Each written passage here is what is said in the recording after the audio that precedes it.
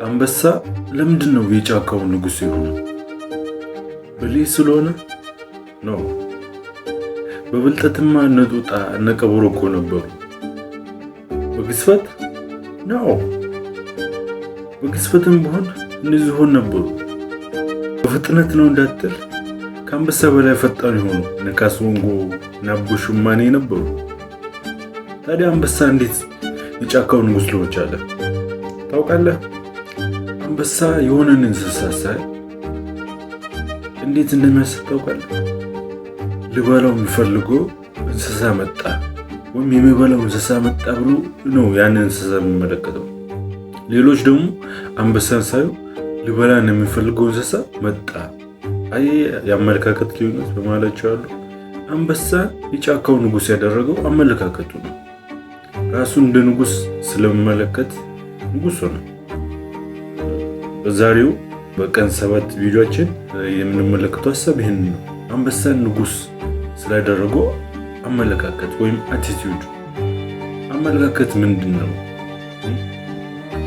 እንዴት ነው ይህ አመለካከታችን መቀየር የምንችለው? እንዴት አመለካከት ለውጥ ማምጣት እንችላለን የሚለው በደንብ የምናየው ይሆናል። ወደ ቪዲዮ። አመለካከት ዓለምን የመቃኛ መነጽር ነው። ዓለምን የምትቃኘው በአመለካከት ይልቅ ነው።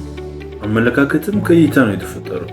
ለነገሮች የሚኖር አስተሳሰብ ምንጩ አመለካከት ነው። አመለካከት ጠማማ ከሆነ አስተሳሰብን በእርግጠኝነት ጠማማ ይሆናል። ምክንያቱም አስተሳሰብ የሚፈጠረው ከአመለካከት ነው።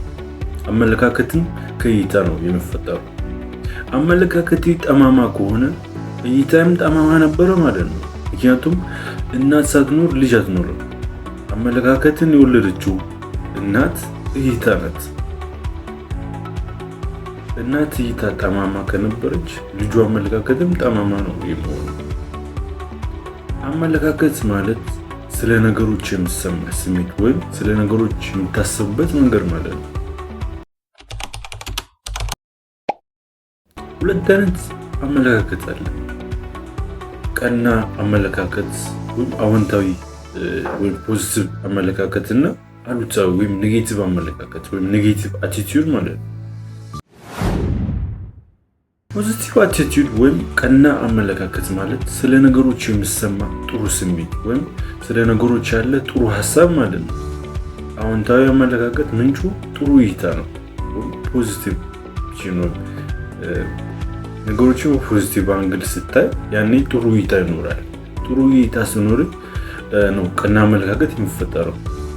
ነገሮችን በጥሩ ጎናቸው ወይም ፖዚቲቭ አንግል ስታይ ወይም ስታስብ ስለዛ ነገር የሚኖር አመለካከትም ፖዚቲቭ ይሆናል። ጥሩ አመለካከት ማለት ደግሞ አዎንታዊ አመለካከት ማለት ነው። ቀና ወይም አዎንታዊ አመለካከት ሲኖር ጥሩ ነገሮች በሙሉ ያንተ ናቸው። ምክንያቱም ቀና አመለካከት ጥሩውን ወይም ቀናውን ነገር ወደ አንተ ይጋብዛል ወይም ይስባል። አዎንታዊ አመለካከት ሲኖር ሁሉም ነገር ያንተ ነው። አዎንታዊ አመለካከት ሲኖር አመስጋኝ፣ ደስተኛ፣ ትሁት፣ ደግ፣ መልካም ሰው ትሆናለህ። ይህ ደግሞ ብትወድቅ እንኳን ከውድቀት ስኬትን፣ ከጠላት ፍቅርን፣ ከፈተናው ድልን እንድታገኝ ያደርጋል። አዎንታዊ ወይም ቀና አመለካከት ማለት በሚገጥመኝ ነገር ውስጥ ጥሩ ነገር መመልከት፣ ጥሩ ማሰብ ማለት ነው። ሽንፈት ሲገጥም በዛ ሽንፈት ውስጥ ጥሩ ስሜት፣ ጥሩ እይታ ካለ አመለካከት አዎንታዊ ነበር ማለት ነው። አሉታዊ አመለካከት ልክ እንደ ስያሜው አሉታዊ ነው። መጥፎ ስለ ነገሮች አሉታዊ ስሜት ወይም አሉታዊ ሀሳብ ካለ አመለካከት አሉታዊ ነበር ማለት ነው። ሁልጊዜ አሉታዊ አመለካከት የአዎንታዊ አመለካከት ተቃራኒ ነው። አዎንታዊ አመለካከት የጥሩ እይታ ውጤት ነው። አሉታዊ ደግሞ የመጥፎ እይታ ውጤት ነው። አሉታዊ አመለካከት የህይወት ጸር ነው። አሉታዊ አመለካከትን ይዘህ ምንም አይነት መልካም ውጤትን ልታስመዘግብ አትችልም። ብታስመዘግብ የምታስመዘግበው ኪሳራ እና ውድቀትን ብቻ ነው። ህልሙን ለማሳካት የሚፈልግ ማንኛውም ሰው በፍጹም አሉታዊ አመለካከት ሊኖረው አይገባም። ቢኖረው ግን ስኬትን በገዛ እጁ ከራሱ እንዳባረር ያውቅ። ምክንያቱም አሉታዊ ውጤት ውድቀትን እንጂ ስኬትን አያጎናጽፍም። መለወጥ ያለበት አመለካከት ቢኖር ኔጌቲቭ አቲቲዩድ ነው ወይም አሉታዊ አመለካከት ነው። አሉታዊ አመለካከትን ይዘህ እንዴት ስኬታማ መሆን የሚችል ይመስላል? ስኬትን ከፈለግ አመለካከትን ልትቀይር ይገባል። አሉታዊ አመለካከት ስኬትን አይችልም። ህይወት ለውጥ 85% የአመለካከት ለውጥ ነው። የተቀሩ ግን እውቀትና ክህሎት ናቸው። ራስን መቀየር ከፈለግ በመጀመሪያ አመለካከትን ልትቀይር ይገባል። አመለካከት እስካልተቀየረ ድረስ ለውጥ የማይታሰብ ነው። አንድ ጊዜ አንድ በጣም የሚወደድና የሚፈራ ንጉስ ነበር። ንጉሱ የህዝቡ የዘላንነት ህይወት ስላሳሰበው አንድ ነገር አሰበ። ሀሳቡም አንድ ትልቅ ከተማ መገንባት ነበር። ይሄ ንጉስ እንዲህ ሲል አዋጅ አስነገረ። ህዝቦች የዘላንነት ህይወት ይብቃ፣ ውሃን የተከተሉ መኖር አሁን ይበቃል። አንድ ትልቅ ከተማ ሰርተን በዛው እንኖራለን፣ ውሃውንም ቢሆን ካለበት እናመጣለን ብሎ አዋጅ አስነገረ።